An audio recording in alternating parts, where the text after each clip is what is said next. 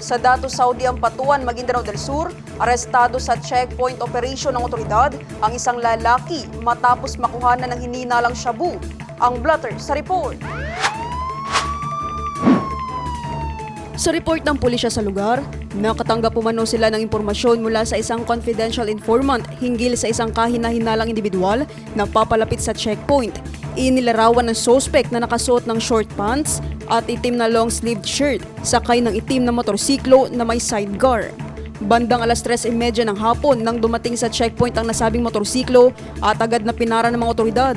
Napansin umano ng mga pulis na balisa ang suspect habang hinihingan ng driver's license.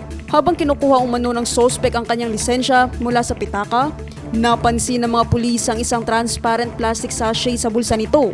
Sa isinagawang search, na-recover mula sa suspect ang mga sumusunod.